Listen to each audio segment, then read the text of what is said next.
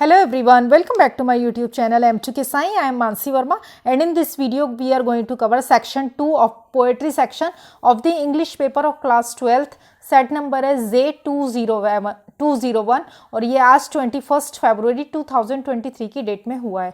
Late us see section 2 poetry section. Section 1 prose section I have already solved and I have already uploaded all the answers of the section 1 prose section. Let us see section 2 poetry section. Poetry and appreciation. Read the following extract and complete the activities given below. आपको ये poem का extract पढ़ना है और नीचे जो question answers दिए गए हैं उनको सॉल्व करना है. सबसे पहले तो आप ये देख लो कि ये जो पोएम है ये पोएम है the Inchcape rock. The Inchcape rock और ये आपके टेक्स्ट बुक के पेज नंबर 100 पे दी हुई है. पेज नंबर 100 पे टेक्स्ट बुक के आपकी, और पोएम का नाम है द इंचकेप रॉक. अब क्वेश्चन आंसर करते हैं. Rearrange the following incidents as per their occurrence in the poem. ये इंसिडेंट्स को आपको रीअरेंज करना है, यानी कि ये उल्टी पुल्टी लिखी गई हैं, कोई पहले कोई बाद में, तो आपको इनको रीअरेंज करना है कि सबसे पहले कौन सी वाली हुई, उसके बाद कौन सी वाली हुई. तो जो आपकी सबसे पहले हुई है, the mariner wish to hear the Inchcape bell. Mariner ने जो है इच्छा जाहिर की क्या करने की, इंचकेप बेल को सुनने की. इंचकेप बेल क्या है? इंचकेप एक बेल थी जो इंचकेप रॉक के ऊपर लगी हुई थी, जो लोगों को गाइड करती थी आने वाले दुर्घटना होने से, यानी कि कोई जहाज शिप से ना टकरा जाए, इसलिए इंचकेप बेल जो है वो बचती रहती थी, उसे हटा दिया गया था. तो ये होगा आपका ए. उसके बाद है आपका the vessel strikes with A shivering rock. जो वेसल है, वेसल शिप को, जहाज को वेसल भी बोलते हैं, वो क्या करता है, स्ट्राइक कर जाता है शिवरिंग रॉक, एक शिवरिंग रॉक से, चट्टान से. ये आपका बी है.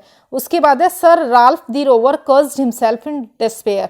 उसके बाद ये होगा आपका सी. सर राल्फ द रोवर क्या करते हैं, अपने आप को, मतलब चिंता से वो अपना माथा पकड़ लेते हैं, वो दुखी होते हैं बहुत ज़्यादा, अपने आप को कोसते हैं. और लास्ट में आएगा आपका D. Ralph the rover heard one dreadful sound. उन्होंने एक बहुत ही भयानक आवाज़ सुनी. तो जो करेक्ट ऑर्डर है वो क्या है, CBAD. CBAD. नेक्स्ट देखते हैं, next question. Complete the tree diagram to describe the reasons that resulted in the sinking of the ship. Reasons for the sinking of the ship. क्या रीजन थे ship की sinking में? सबसे पहला reason तो यही था कि वो जो इंचकेप बेल थी उसको हटा दिया गया था. क्या कर दिया गया था? The boat. सबसे पहला रीजन क्या था? जो इंचकेप बेल थी, तभी तो इंचकेप बेल का साउंड उन्होंने सुना नहीं, तभी तो वो क्या करे, इंचकेप वहां तक, इंचकेप जो रॉक थी वहां तक पहुंच गए. Inchcape bell was removed. उसके बाद दूसरा आप क्या है, दे ड्रिफ्ट अलॉन्ग. ये देखिए, मरीनर ने बोला है can't hear said one the breaker. So मतलब वो कहता है we should be near the. So उसको लगा हमें शोर का होना चाहिए, but I wish I could hear the Inchcape bell. मतलब आई विश कल्पना में लगाते हैं, काश कि मैं इंचकेप बेल को सुन सकता. मतलब इंचकेप बेल तो हट गई थी, इसीलिए तो उसको उसका साउंड नहीं आया. उसके बाद दूसरा रीजन क्या है, दे ड्रिफ्ट अलॉन्ग. वे बहुत दूर निकल गए थे.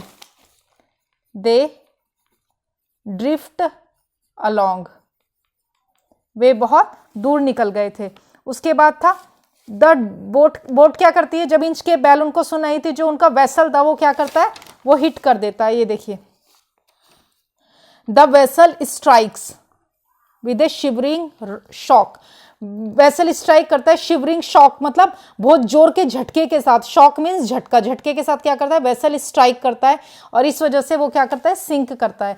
पहला क्या हो गया आपका, इंचकेप बेल मिसिंग. दूसरा दे ड्रिफ्ट अलॉन्ग, वो बहुत दूर निकल गए. तीसरा क्या है, vessel strikes with A shivering shock, झटके के साथ.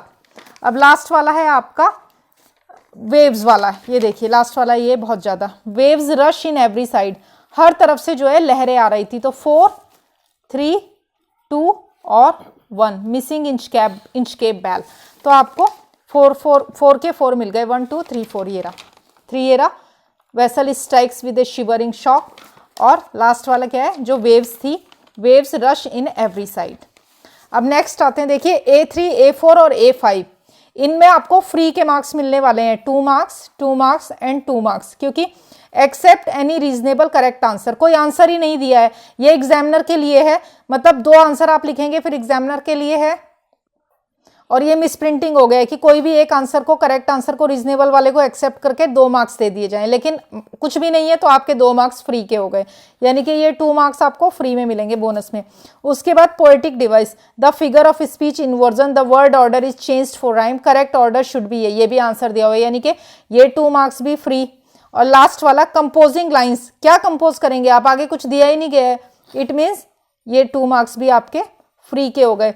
2 + 2 + 2 6 marks you will get certainly, ये 6 मार्क्स आपके पक्के हो गए। उसके बाद आते हैं पोएटिक सेक्शन के बी पे, appreciation. Write the poetic appreciation of the extract given below.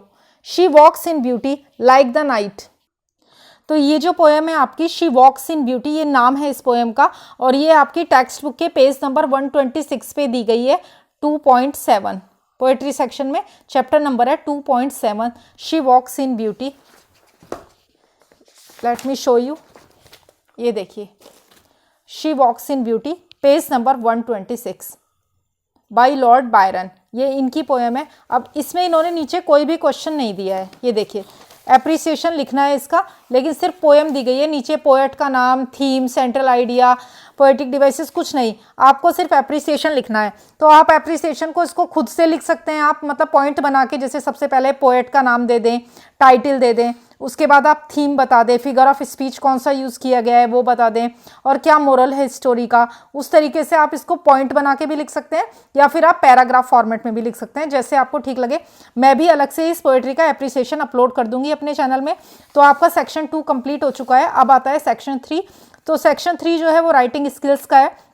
आपको हर एक क्वेश्चन का आंसर, जो नॉर्मल क्वेश्चन है वो भी और जो ऑप्शनल क्वेश्चन है वो भी, सबका आंसर लिख के मेरे चैनल M2K साई पर आपको मिल जाएगा। I will upload all the questions with solutions. So if you like this video, section 2 poetry section, section 1 जो है प्रोज सेक्शन, वो भी already I have uploaded. If you like this video, like it, share it with your friends, and do subscribe my channel M2K Sai for such type of useful video and all the solution of all the questions paper.